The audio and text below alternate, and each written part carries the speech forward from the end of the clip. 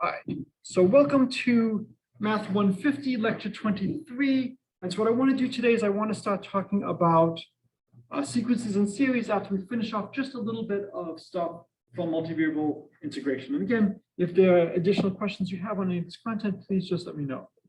There's been some issues with things displaying earlier today, and so hopefully things will work well over here. Okay, so I want to just go over some spherical integration. So the video you were supposed to watch talked about one of the most important problems in physics, that you can assume all of the mass of a spherical body with uniform density is concentrated at the center. Boy, is this useful, because if you had to do the integration for every single point in the universe, it would be very bad. If you use spherical coordinates, you could maybe make the problem a little bit easier. And you can try to think about what is the best way to attack something like this. Without loss of generality, we could assume maybe the object has, I'm not sure why we set the thickness, but maybe we could assume the object has density 1. Without loss of generality, what is the radius of the sun?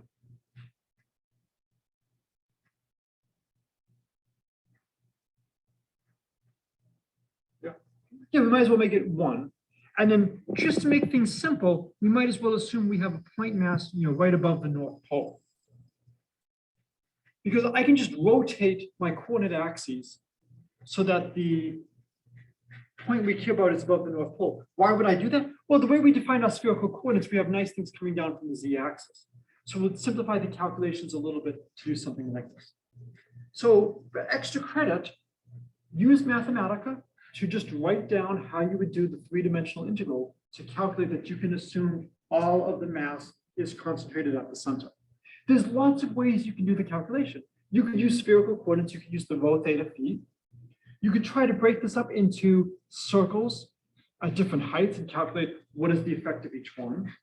The nice thing is, because we have it directly above the North Pole, we know the force is always straight down.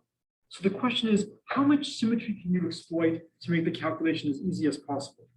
The more symmetry you exploit, the better it is. Cell phone policy is on hold today because I need to find out if I have to leave immediately after class to get my son to the doctor. I can just barely make it if I jog ever so slightly. All right. So we did polar coordinates before. I found some nice notes online on how things would be for cylindrical and spherical coordinates. So basically, there's really not much of a difference between cylindrical coordinates and polar coordinates. The difference is you have z, which is just z. So you have the dx dy over here, which becomes the r dr d theta over here. And then you just have the dz along for the ride in the 2 spots. And so we've already talked in the past about how dx dy becomes r dr d theta, or a better way of writing it is dr times r d theta, because theta doesn't have a length, but r d theta has a length. And the reason we use radians is because now, if I give you a circle of radius r,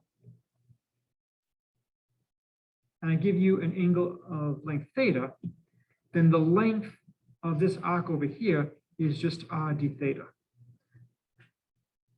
I'm sorry, not r d theta, sorry, is just theta r. Or if you want, you can view it as theta over 2 pi times 2 pi r.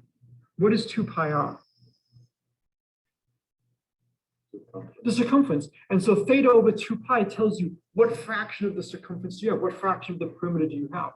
So that's a good way of looking at why is it just theta times r. And so d theta is not going to have the right units, r d theta will have the right units. And so if I want to integrate over some region, all I have to do is I replace my function f of x, y, z. Wherever I have an x, I put in r cosine theta. Wherever I have a y, I put in r sine theta. Wherever I have a z, I do nothing.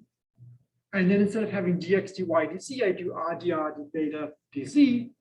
And then I just figure out what the range of integration is. What kind of shape do you think you want to have if it's going to be a cylindrical integral? Cylinder, right? These are things that are extremely hard to hide as a professor. What kind of shape do you think you would want to have to do spherical integrals? Sphere, right? And so, for spherical coordinates, the big thing is keeping track of how do we define angles. So different communities have different normalizations. Does that mean someone's normalization is wrong? No. How many of you have done economics?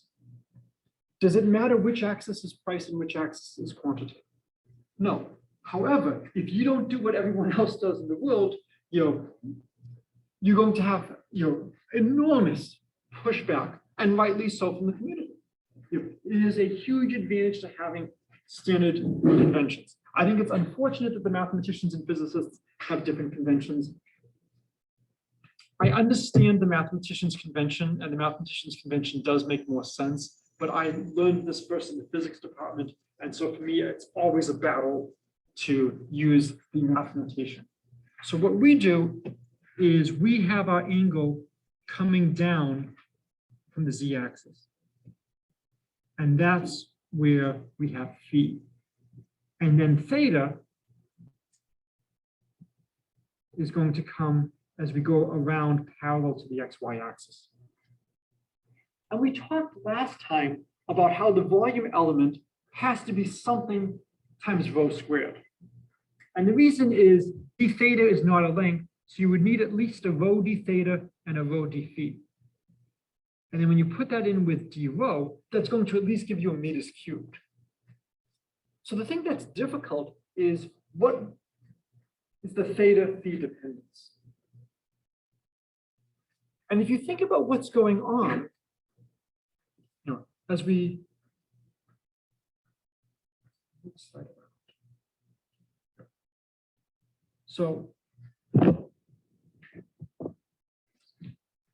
so here is a poorly drawn, here's the y-axis, here's the x-axis, here's the z-axis. We come down some amount phi like this. And now I have a circle parallel to the xy plane. And I can ask, what is the radius of this circle? Well, if this angle here is phi, this is going to be rho cosine phi over here, and this would be rho sine phi. So just blowing things up a little bit, the circle parallel to the xy plane is going to have a radius rho sine phi. And so when we did polar coordinates, we saw dx dy went to r dr d theta, or dr times r d theta. So now our dx dy should go to rho sine phi, basically dr d theta. It's just taking into account that we've depressed the radius a little bit. This is a rough sketch as to why something like this is reasonable. We've got to think about all the different directions we're going in. For a first class, I think this is enough level of detail. If people want more, yes. So rho would be like the length of the hypotenuse of that triangle? Right.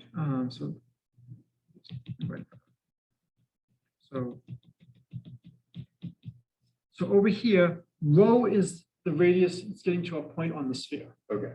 And then we have a circle parallel to the xy plane, because as we come down the sphere, we come down phi radians, and we then spin around. So phi goes from 0 to pi. So you start at the North Pole, you go all the way down to the South Pole. Phi doesn't come all the way back up to the North Pole. Once you go down, then you spin around 2 pi radians. So we then have 0 less than equal to theta less than equal to 2 pi. And rho goes from 0 to whatever the radius is. So instead of having dx dy going to r dr d theta, we now have dx dy dz going to rho sine phi d rho d theta d phi. And the thing we really need to take into account is that we're depressing the radius a little bit. We get this extra factor of d rho. What you should really be doing is, in the plane, we took, a circle and we cut it up like this, and we found the area of an infinitesimal patch like that. We should really do that for three-dimensional space. And we should have our d theta, our d phi, and our d rho. And that's how you would rigorously get something like this. Is, you would look at this generalization where you would have this kind of piece, but then extending out three-dimensionally. And you're figuring out what is the volume of that little generalized box. In the plane, it's not too bad to draw the picture. And here we've got to take into account that we've got this phi coming in. And so this is telling us that this volume element, where is sine of phi largest? For which value of phi is it largest? For which value of phi is it smallest?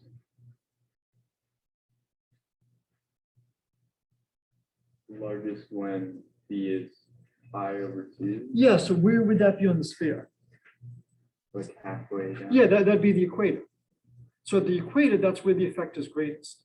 And at the north and the south poles, the sine of phi is 0. That's where the volume element is going to be the smallest. Okay. So now it all comes down to, can we just do calculations? And so, again, the formula you would have is you have your function f of x, y, z. Almost always you would be integrating over sphere. If you're not integrating over sphere, it's unlikely that spherical coordinates is a good choice. Yes. The g function in terms of rho, theta, z, and not rho, theta, z. I'm sorry, not in terms of what? It's rho, theta, and then there's a z. Oh, you're right. That is a typo. As a Yale man, I'm not surprised if there's a typo in notes from Harvard. You are absolutely correct. That should be a phi.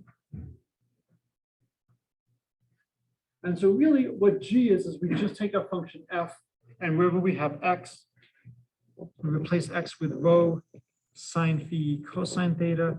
We replace y with rho sine phi sine theta, and z with rho cosine phi. So we just put those in for x, y, and z. And we're just calling that new thing g. And again, you would never, ever, ever do this 99.999% of the time unless you're integrating over sphere. If you're integrating over sphere, spherical coordinates is very good, especially if your function doesn't depend on theta or phi. So for a lot of things, for instance, if I am looking at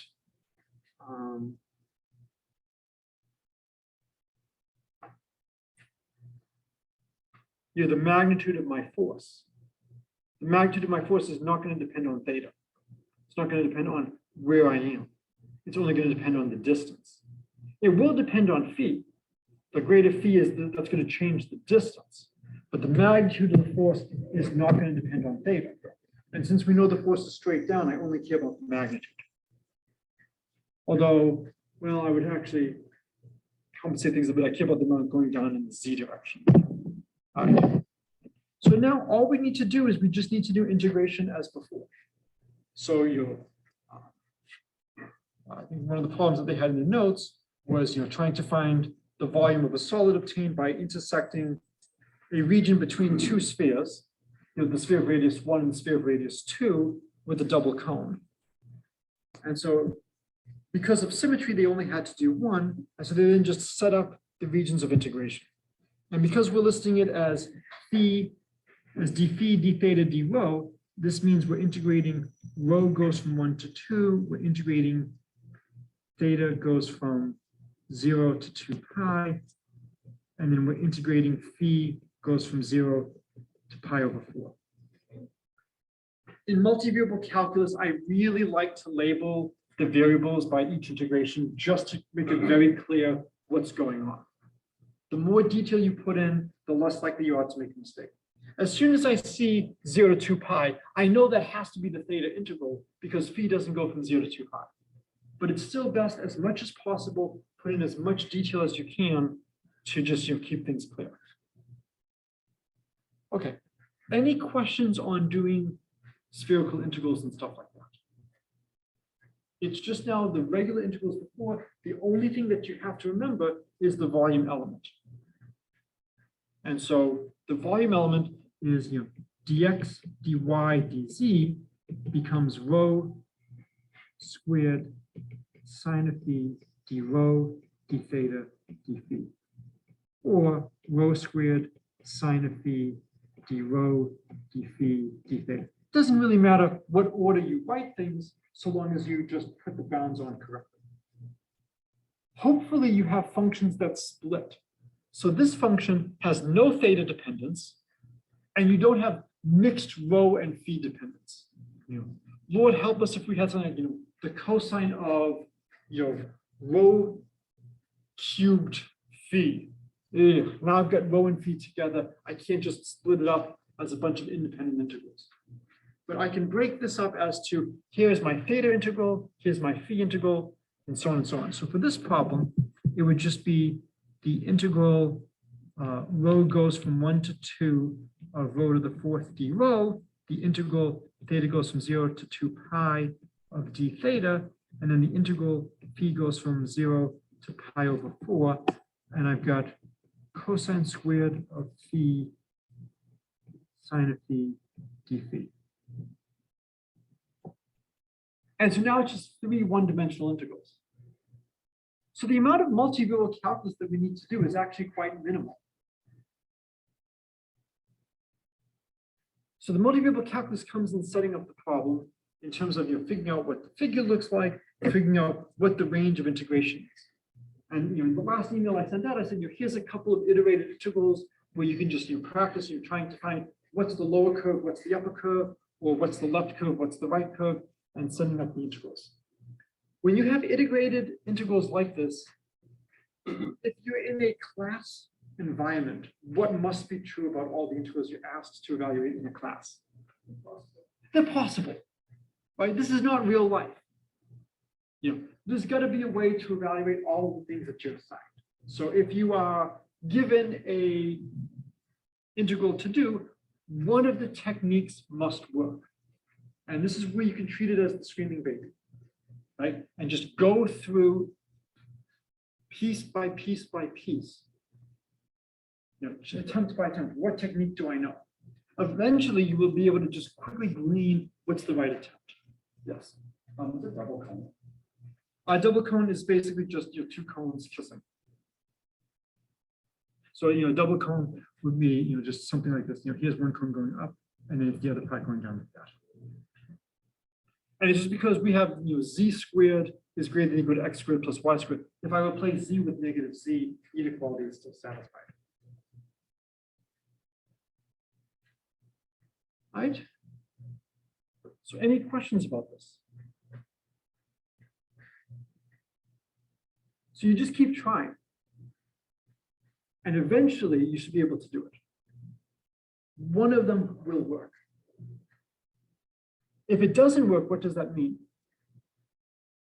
Only 2 possibilities if it doesn't work.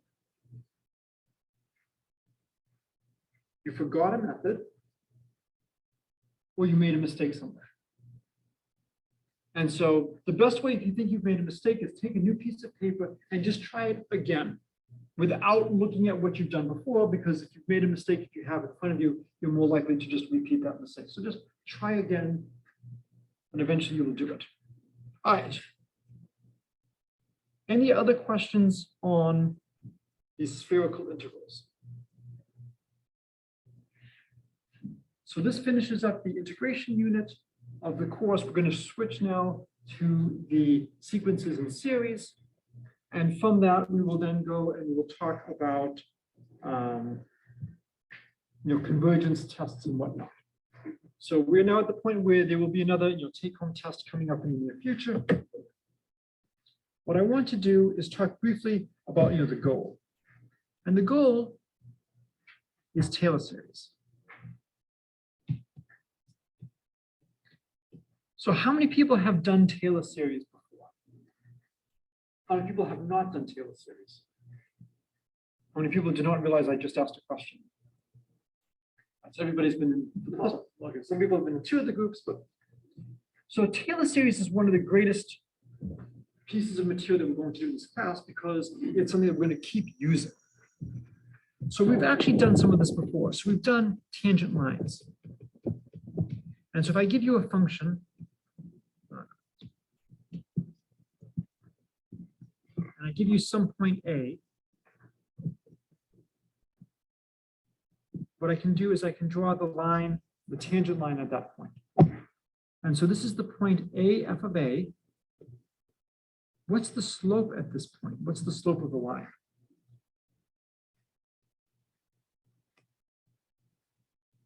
Yes. I'm sorry? What, not dA. So we have the line y equals f of x. So what would be the slope at the point A? F prime of A. And so now we use point slope. So we get y minus f of A is f prime of A x minus A. Or we can rewrite it as y is f of A plus f prime of A x minus A. And we can interpret this as this is where we start. This is the initial speed. And this is the elapsed time.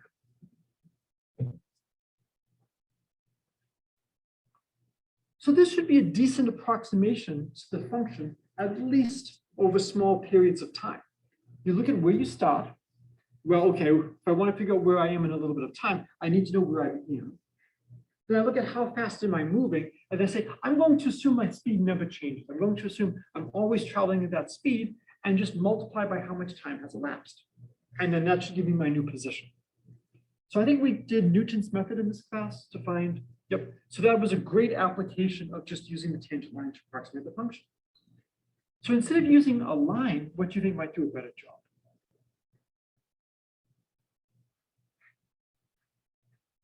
So what's the next most complicated shape after a line? Okay, what kind of curve? Parabola. So what we could do is we could look at a parabola, or more generally just take higher and higher things. And so the nth order Taylor series, I'm going to do this at the point 0, is going to be f of 0 plus f prime of 0x plus f double prime of 0 over 2 factorial x squared plus dot dot dot plus dot dot dot the nth derivative, I'm sorry, capital N, at 0 over n factorial x to the n. And this is doing the Taylor series expansion about the point 0. I could, of course, do the series expansion about the point A. So if about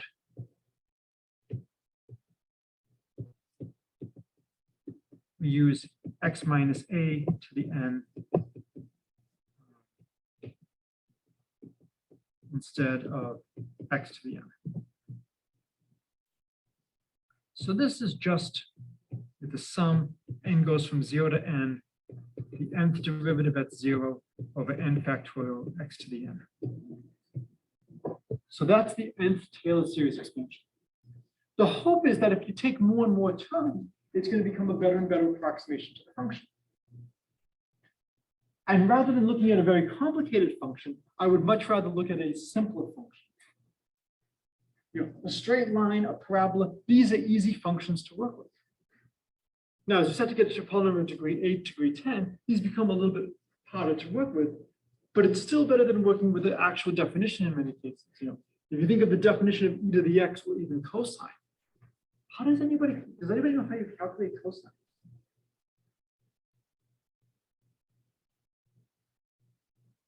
So you could use the Taylor series for the infinite expansion. The other thing is there's really only a few angles we know: 0, 30, 45, 60. You know, everything else is just a nice shift from them. We have the double angle and a half angle formula. So if you know 30, you know 15, you know 7.5, and so on and so on. And you can do things like a binary expansion in terms of playing games like this. And you can come up with these formulas to try to approximate. But it's really hard to calculate things like sines and cosines. Right, let's look at a few different points. What is the value of the nth Taylor series at 0?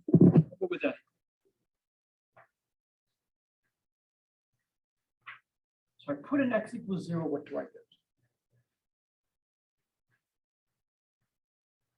F of 0. F of 0, which is good.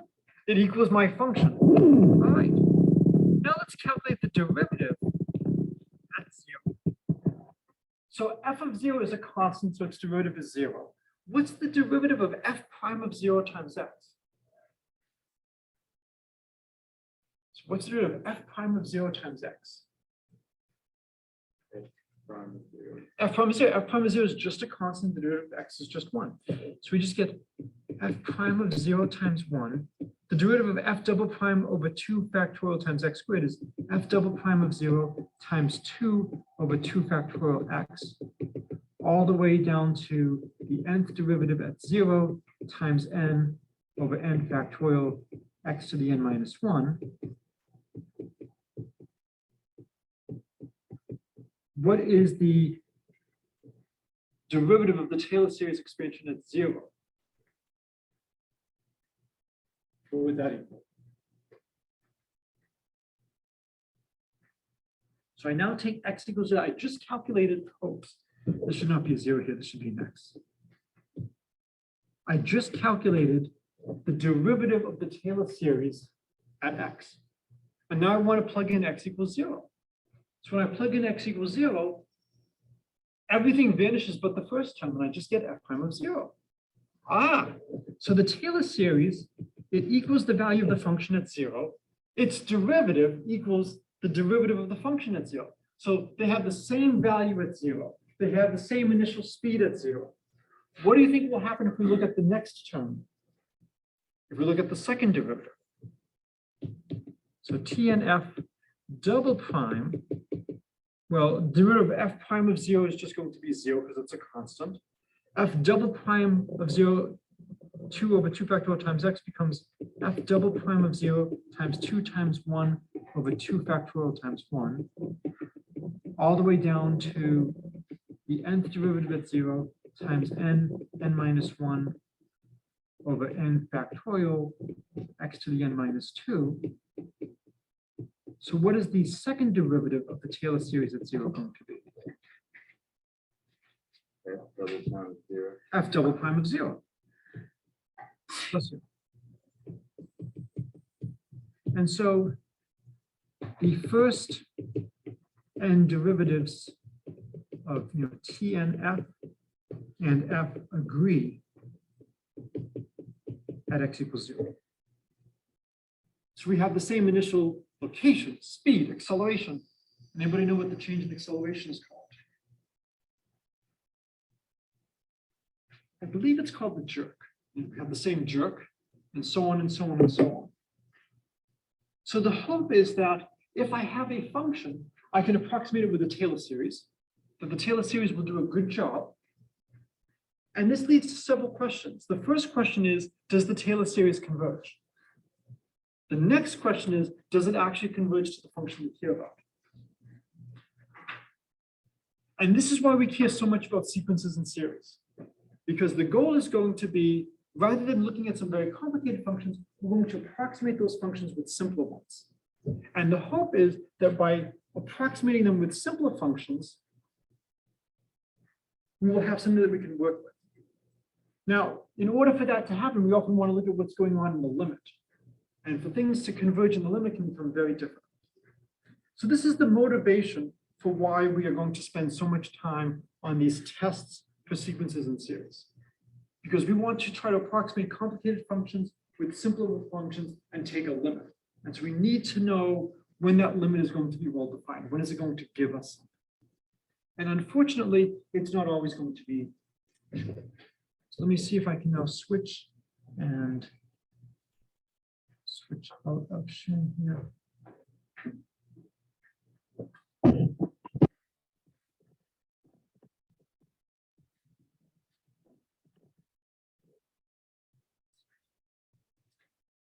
Okay. All right, so first we will do the hoops problem, and then if there's time, I'll do a little bit more on Taylor series.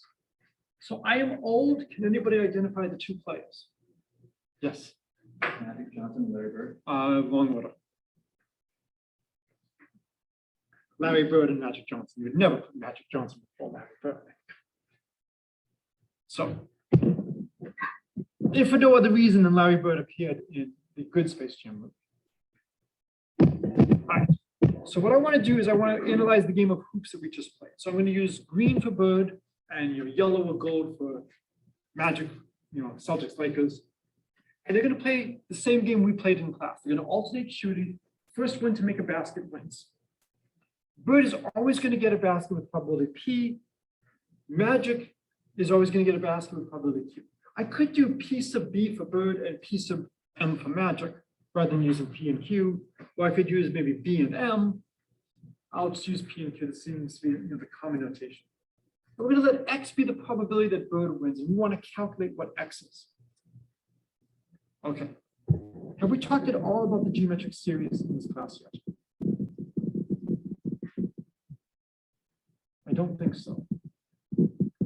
How many of you have seen a proof of the geometric series formula in algebra in high school? I'm not asking if you can reproduce it, but how many of you have seen it?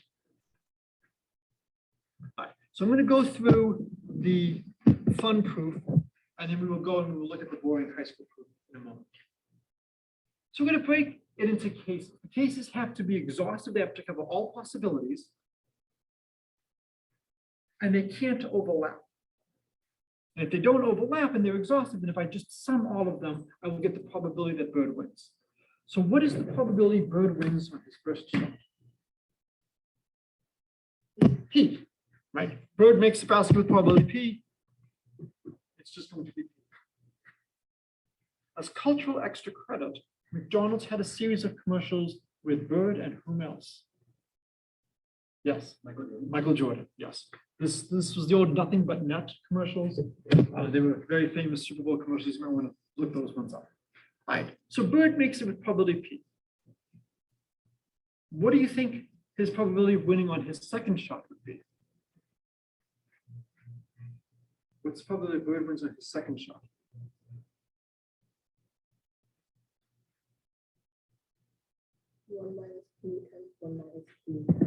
Excellent. Bird misses, Magic misses, Bird hits. What's the probability Bird wins on his third shot?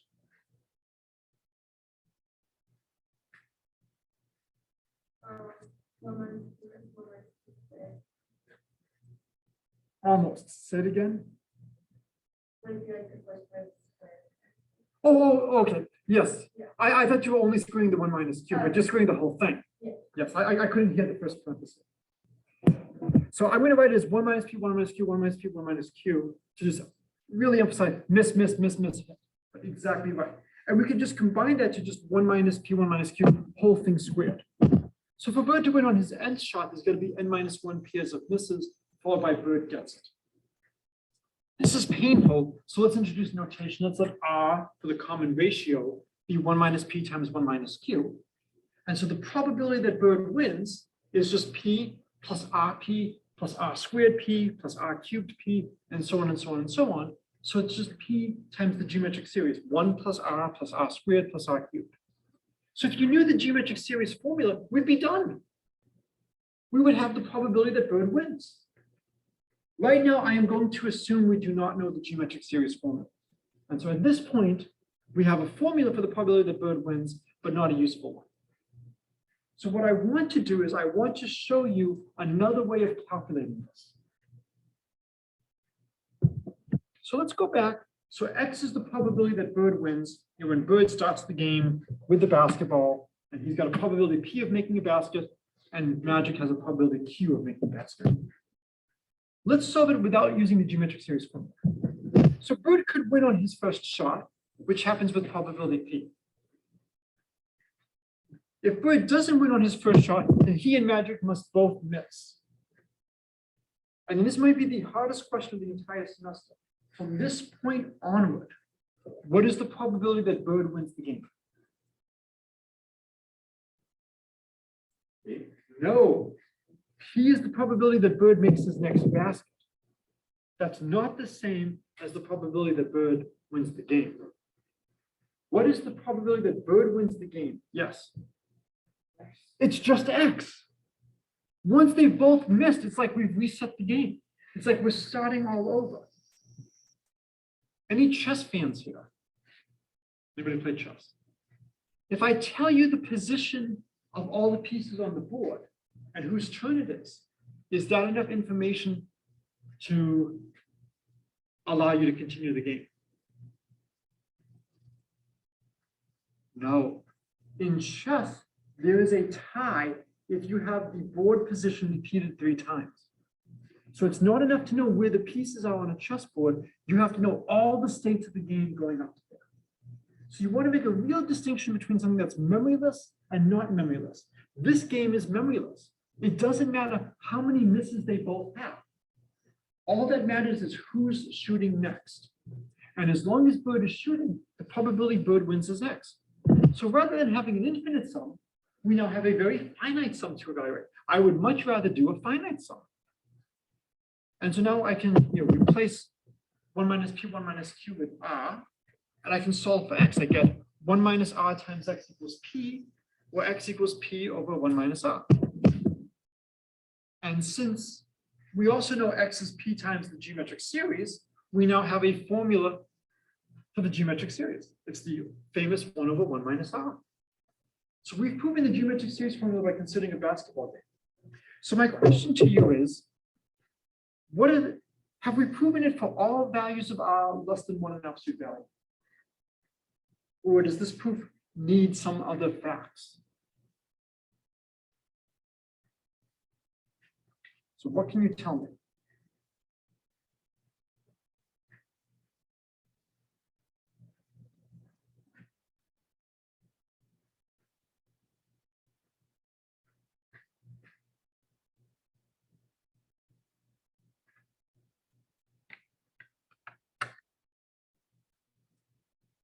So what does R equal?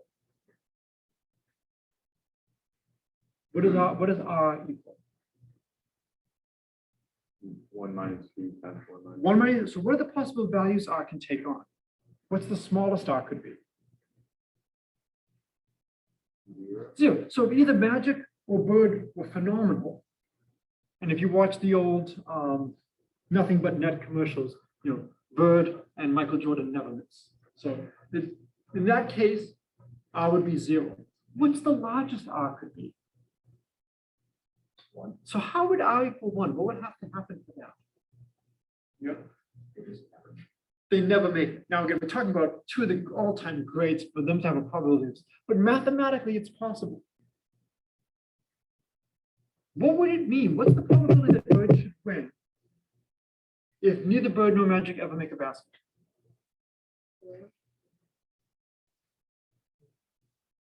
What's the probability Magic should win? Also 0. So if I take the special case that R equals 0, I'm sorry, that R equals 1, then P would have to be 0. And if I look at the formula for the probability of a win, it would be 0 over 0. Good. The formula knows that it should not be saying anything. So you always want to check and see, is your formula reasonable? And the formula for calculating the probability of Bird winning knows it should not say anything when neither Bird nor Magic can make a basket. Years ago, my brother and one of his friends took an Apple 2C baseball game where you could make your own players. And my brother made the perfect pitcher who strikes everybody out. His friend made the perfect hitter who always hits a home run. And they faced off. So what would happen? Perfect hitter versus perfect pitcher. The computer actually hung up for a significant amount of time trying to figure out what to do. And in the end, the computer came up with what I think is the only reasonable outcome for the perfect pitcher versus the perfect hitter. No. Perfect pitcher, perfect hitter. What happens when you hit a home run? That's bad. No, but what happens? How many bases do you travel? What happens if you strike out? How many bases do you travel? What would you suggest? 2, a double. So after a long period of time, the computer actually was intelligent enough not to hang up. The people put in we've got to prepare for all contingencies. It actually gave a reasonable answer for the perfect pitcher, perfect hit. It's like, instead of giving you 4 bases, I'm going to give you half of that. We're going to balance the 2. Always, always, always check and see if these answers are reasonable. The values of R that we can study are between 0 and 1. This does not include negative values of R. So for extra credit, see if you can figure out how to make this work for negative values of R. There is a way to do that, to just modify the argument a little bit. Okay. Any questions on this calculation?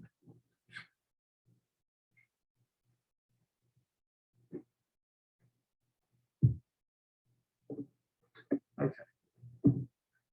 So here is the boring proof.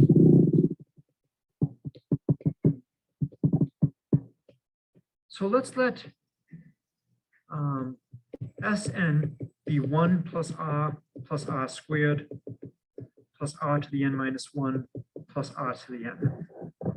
Then r times Sn is going to be r plus r squared plus dot dot dot plus r to the n minus 2 plus r, I'm sorry, it's r to the n minus 1, sorry, plus r to the n plus r to the n plus 1. And the reason is when I'm multiplying by r, I'm just shifting everything over by 1. What do you want to do to these two equations? Yeah, when you subtract, you have tremendous depth. And you'll get 1 minus r times Sn equals 1 minus r to the n plus 1. So Sn, which is 1 plus r all the way up to r to the n, is just 1 minus r to the n plus 1 over 1 minus r, or 1 over 1 minus r to the n plus 1 over 1 minus r. So this is the finite geometric series formula. And now, if the absolute value of r is less than 1, then r to the n plus 1 goes to 0 as n goes to infinity. Thus, 1 plus r squared would equal 1 over 1 minus r if the absolute value of r is less than 1. So this is the standard algebraic proof of the geometric series. I don't like it as much as the basketball game. It doesn't allow me to use my research budget to buy a basketball net, to keep that in my office. But it also doesn't talk about the memoryless process. And that's one of the really nice features here. And it's essentially the fact that if you remove the first couple of terms of a geometric series, what you have left is another geometric series. It's just multiplied by something else. Okay, so we've got a few minutes left. So for the last few minutes, what I want to do is quickly show some mathematical stuff. So I'm going to do things, I think, on the side. So I'm going to start with an example of just how bad the world can be. So have we done the function e to the negative 1 over x squared yet in this class? This is either the most evil function in the universe or one of the greatest functions in the universe. It just shows you how bad things can be. So this is a plot of the function. And what I can do is I can zoom in. And you see as I'm zooming in, it's getting very small. If you think about it, it's e to the negative 1 over x squared. So if x is 1 over 1,000, x squared is 1 over a million. So e to the negative 1 over x squared would be e to the negative million. This function decays incredibly rapidly as we get close to 0. If I move all the way to the extreme that I'm calculating, we see that a little bit before negative and positive 0.2, it's around 10 to, it's smaller than 10 to the negative 11. If I want to try to go beyond the range I was comfortable plotting, one here, zoom a little bit further, you now start seeing things of size 10 to the negative 41. Interesting. I showed this earlier. I actually got warnings that says you can't really put in numbers this small. Oh, did it say that? Yeah. Okay, good. So I tested this earlier and it gave me a warning. Okay. So when you look at this, 10 to the negative 41. This is a small value. We'll zoom out a little bit. If you calculate all of the Taylor coefficients of this function, if you calculate all the derivatives at the origin, every derivative is 0. So for extra credit, show that for this function, every Taylor coefficient at 0 is 0. That means the Taylor series is identically 0. So you have the absurd situation where the Taylor series converges, but the only place where it agrees with the function is at 0, which is not a really impressive deal because we force the Taylor series to agree. It's f of 0 plus something times x plus something times x squared plus something times x cubed. So of course, all of those are going to be 0 at 0. Of course, it has to agree at 0. It will agree at no other point. So the Taylor series, even if it converges, doesn't have to converge to your original function. That's horrible. We should not have something like that. All right, the last thing I want to just quickly show is, here is some code to look at approximating, Taylor series for sines and cosines. So I'm going to do cosine here. And so I can choose what point I want to do. I can move my point around, and you'll see what the Taylor series would be. So I'm just doing the first order Taylor series. And I'll do things at the origin.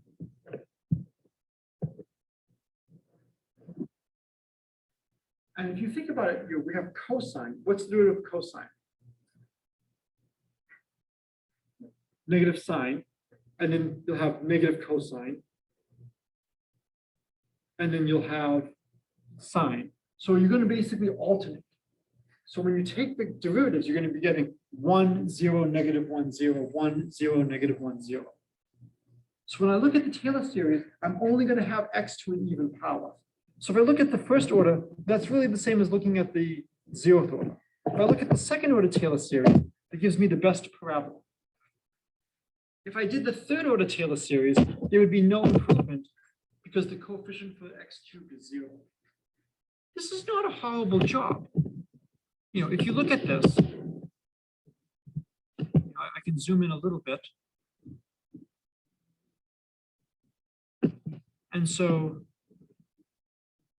if I'm going to around plus or minus 0.5, the parabola is actually doing a pretty good fit.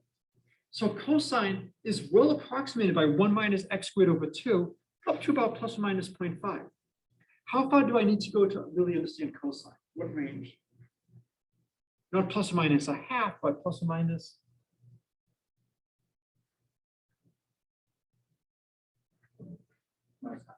Not half pi, plus or minus pi. Because the whole period of cosine is 2 pi. So if I now try to do a fourth order Taylor series, I'll zoom out a little bit. It's a little bit better, but not significantly. If I do a sixth order, I'll zoom out a little bit more. Still not great. It's not really picking up well. But when I hit the eighth order, it's now picking up very nicely. And at this point, I'm almost getting to that plus or minus pi. I'm not really missing by that much. So with a degree 8 polynomial, I have a pretty good approximation for pi. I'm sorry, for cosine. I'll go up to 12th order. That's not bad. It seems like every time I move up by 4, that seems to be pretty good. Let's go to degree 20. And at degree 20, look how far out I have to go before I start seeing a difference in how well cosine. And I'll just end 40. And how far you have to zoom out before you start to see a noticeable difference. All right, so this is a good place to stop and to just give you some motivation for why we care so much about all this material.